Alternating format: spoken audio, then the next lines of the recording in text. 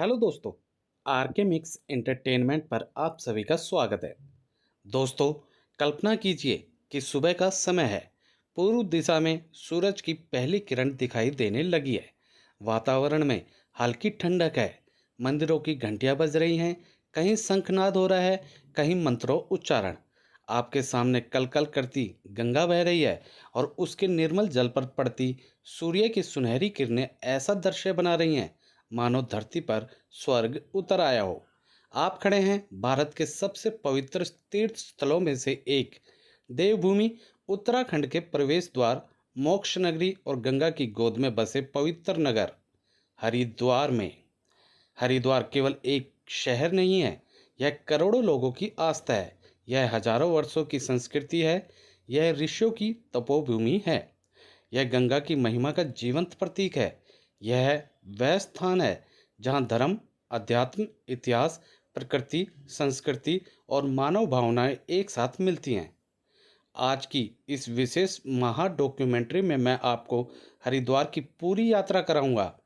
हम जानेंगे इसका इतिहास, पौराणिक महत्व, गंगा की कथा, कुंभ मेले का रहस्य, हर की पौड़ी की महिमा, प्रसिद्ध मंदिर, आश्रम, भोजन, बाजार, होटल, यात्रा, खर्च, आसपास के दर्शनीय स्थल और वह सब कुछ जो हरिद्वार को दुनिया के सबसे महत्वपूर्ण धार्मिक नगरों में शामिल करता है। तो आइए शुरू करते हैं हरिद्वार की इस अद्भुत रहस्यमयी और आध्यात्मिक यात्रा को। सबसे पहले हम जानेंगे हरिद्वार का नाम कैसे पड़ा। हरिद्वार का नाम दो शब्दों से मिलकर बना है, हरि और द्वार। हरि अर्थात भगवान विष्णु और द्वार अर्थात प्रवेश द्वार। इसलिए हरिद्वार का अर्थ हुआ भगवान विष्णु का प्रवेश द्वार। वहीं शैव परंपरा के अनुसार इसे हरद्वार भी कहा जाता है, जहां हर का अर्थ भगवान शिव से है। चूंकि केदारनाथ भगवान शिव जी का प्रमुख धाम है और बद्रीनाथ भगवान विष्णु का प्रमुख धाम, इसलिए यह नगर शिव और विष्णु दोनों की यात्राओं का प्रवेश द्वार माना जाता है। अब जान लेते हैं हरिद्वार का प्राचीन इतिहास। दोस्तों, हरिद्वार का इतिहास इतना पुराना है कि इसकी जड़ें वेदों और पुराणों तक जाती हैं। प्राचीन ग्रंथों में हरिद्वार को विभिन्न नामों से जाना गया है। मायापुरी, गंगा द्वार, कपिल स्थान, स्वर्ग द्वार। स्कंद पुराण, पद्म पुराण, महाभारत और अनेक धार्मिक ग्रंथों में हरिद्वार का उल्लेख मिलता है। मान्यता है कि राजा भागीरथ ने यहाँ के आसपास कठोर तपस्या की थी ताकि माँ गंगा स्वर्ग से पृथ्वी पर उतरकर उनके पूर्वजों का उद्धार कर सके। अब अगली बात जान लेते हैं गंगा अवतरण की अद्भुत कथा। हरिद्वार को समझना है तो गंगा की कहानी को समझना जरूरी है। पौराणिक कथा के अनुसार राजा सागर ने अश्वमेध यज्ञ किया था। इंद्र ने यज्ञ को घोड़ा चुरा लिया और कपिल मुनि ने के आश्रम में बांध दिया। राजा सागर के 60,000 पुत्र घोड़े की तलाश में वहां पहुंचे और कपिल मुनि पर चोरी का आरोप लगा दिया। क्रोधित होकर कपिल मुनि ने उन्हें भस्म कर दिया। उनकी आत्माओं की मुक्ति के लिए कई पीढ़ियों तक प्रयास किए गए। अंततः राजा भगीरथ ने हजारों वर्षों तक कठोर तपस्या की। उनकी तपस्या से प्रसन्न होकर मां गंगा पृथ्वी पर उतरने के लिए तैयार हुई। लेकिन समस्या यह थी कि गंगा का वेग इतना प्रचंड था कि पृथ्वी उसका भार सहन नहीं कर सकती थी। तब भगवान शिवजी ने अपनी जटाओं में गंगा को धारण किया।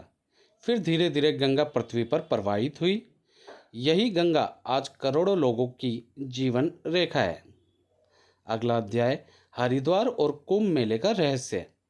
जब भी हरिद्वार का नाम आता है, कुंभ मेले का उल्लेख अवश्य होता है। कुंभ मेला एक धार्मिक आयोजन नहीं बल्कि मानव इतिहास का सबसे बड़ा आध्यात्मिक समागम माना जाता है। कथा है समुद्र मंथन से जुड़ी हुई। जब देवताओं और असुरों ने समुद्र मंथन किया तो अमृत कलश निकला। अमृत को लेकर संघर्ष हुआ। भगवान विष्णु अमृत कलश लेकर उड़ गए। संघर्ष के दौरान अमृत की कुछ बूंदें 4 स्थानों पर गिरी: हरिद्वार, प्रयागराज, उज्जैन और नासिक। इसी कारण इन 4 स्थानों पर कुंभ मेला आयोजित होता है। हरिद्वार में हर 12 वर्ष बाद महाकुंभ आयोजित होता है। उस समय करोड़ों श्रद्धालु यहाँ स्नान करने आते हैं। दुनिया में शायद ही कोई ऐसा आयोजन हो जहां एक स्थान पर इतनी बड़ी संख्या में लोग एकत्रित होते हों। अब जान लेते हैं हर की पौड़ी की दिव्य महिमा।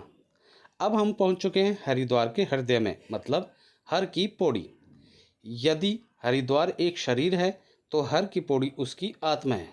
यहाँ दिन भर श्रद्धालुओं की भीड़ लगी रहती है। मान्यता है कि यहाँ भगवान विष्णु के चरण चिन्ह मौजूद हैं।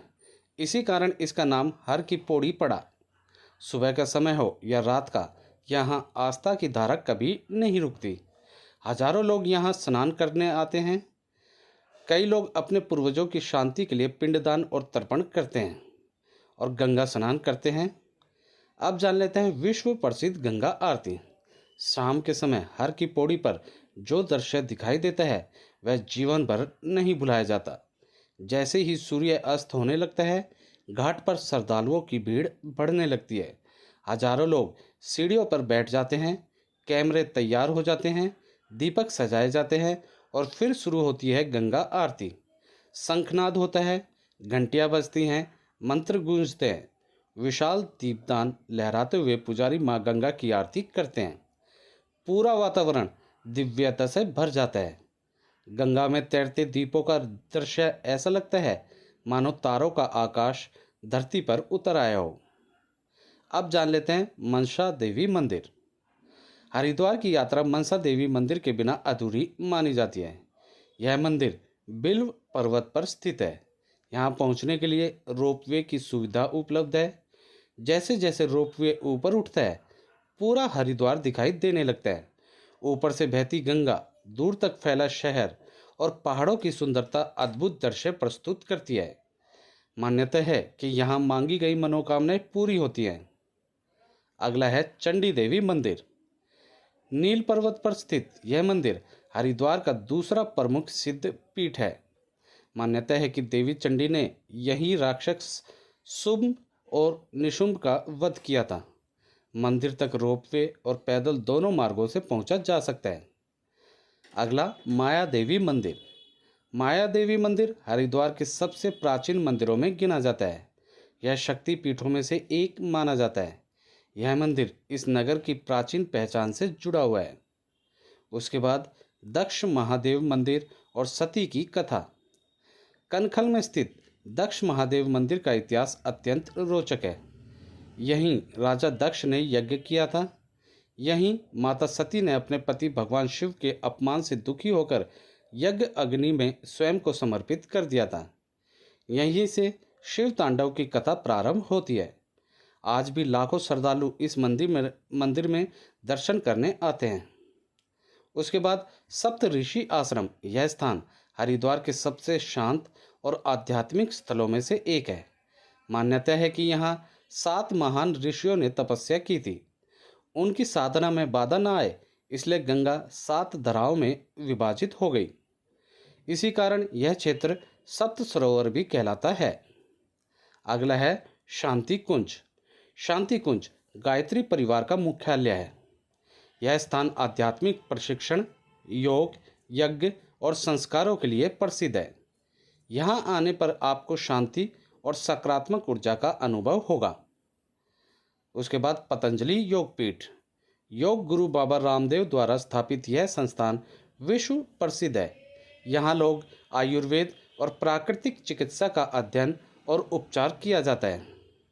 उसके बाद हरिद्वार का स्वाद। हरिद्वार का खाना भी उतना ही प्रसिद्ध है जितनी इसकी आस्था। सुबह की गरम गरम कचौड़ी, आलू की मसालेदार सब्जी, ताज़ी जलेबी, मलाईदार लस्सी, रबड़ी, दही बल्ले, समोसे, चाट और कई प्रकार की मिठाइयाँ। हरिद्वार का स्वाद आपको बार बार यहाँ आने के लिए मजबूर कर सकता है। अब जान लेते हैं बाजार और खरीदारी। हरिद्वार के बाजार श्रद्धालुओं और पर्यटकों से भरे रहते हैं।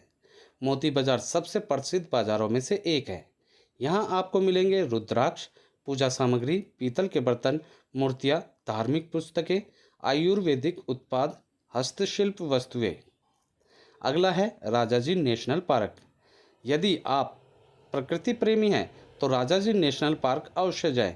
यहाँ हाथी, हिरण, तेंदुए और अनेक प्रकार के पक्षी देखने को मिलते हैं। जंगल सफारी का अनुभव बेहद रोमांचक होता है। अगला, हरिद्वार के आसपास क्या क्या चीज़ें हैं।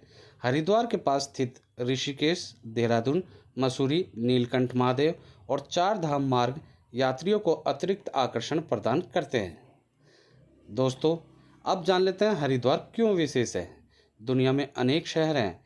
कई शहर आधुनिक हैं, कई शहर सुंदर हैं, कई शहर ऐतिहासिक हैं, लेकिन हरिद्वार ऐसा शहर है जहां इतिहास, धर्म, संस्कृति, अध्यात्म, प्रकृति और मानव भावनाएं एक साथ जीवित दिखाई देती हैं।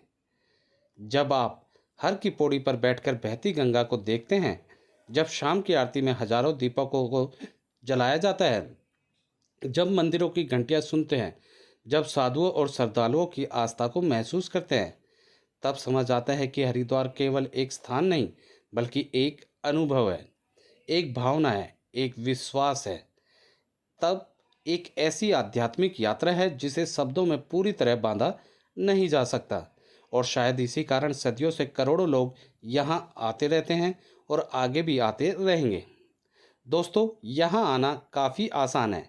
यहाँ आप वायु मार्ग से भी आ सकते हैं। ठीक है दोस्तों, उसके अलावा सड़क से भी काफ़ी सुगम रास्ता है, सरल रास्ता है। नई दिल्ली से लगभग 200 सवा 200 किलोमीटर के आसपास ये पड़ता है।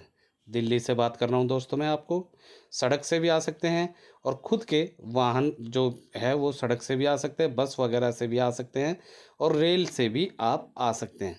ठीक है दोस्तों, वो आपकी मर्ज़ी है कैसे भी आएँ। काफ़ी अच्छा रास्ता है, तीनों तरीके की सुविधाएं दी गई हैं। ठीक है दोस्तों, बाकी उम्मीद करता हूँ हरिद्वार से जुड़ी पूरी जानकारी मैंने आपको इस वीडियो में दे दी होगी।